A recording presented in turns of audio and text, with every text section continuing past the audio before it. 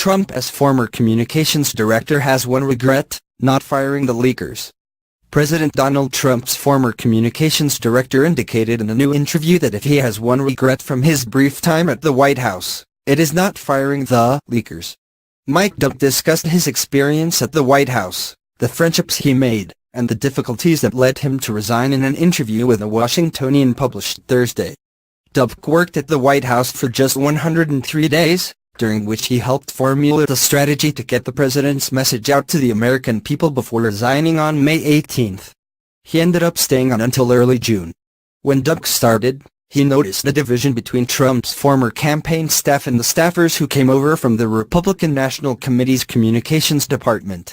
Those camps got along well, but they were definitely camps. You've worked in the trenches with folks at the RNC. You're going to know your people there quite well. Same thing with the campaign, Dubke said. You've been in the trenches with these folks for months fighting a very hard presidential campaign. You're going to know these folks very well. Dubke, who never worked for the RNC and was not part of the Trump campaign, felt he could easily flow into both worlds. He saw that as a benefit and worked to unite the staff around the president's agenda.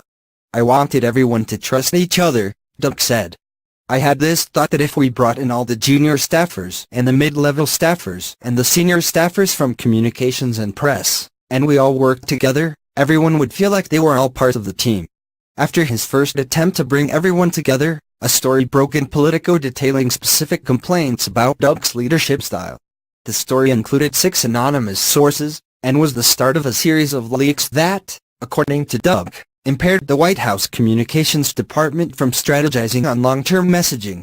In my mind, it was ridiculous, and I think what it was, really, was probably a way for some junior staffers to make themselves feel important, by telling a reporter about a private meeting in the White House, Dubke said.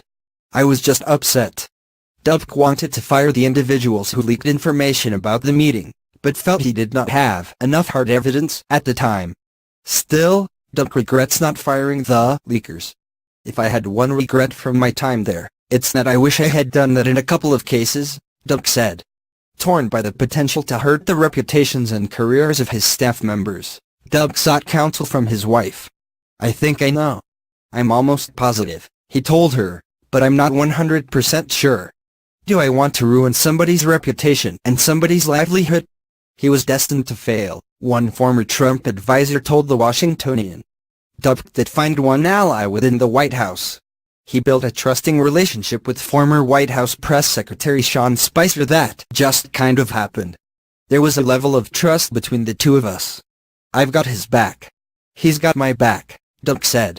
Spicer agreed with Dubke that the leaks were detrimental to the mission of putting out a strong message. I hate to say it, Spicer said, but it became futile.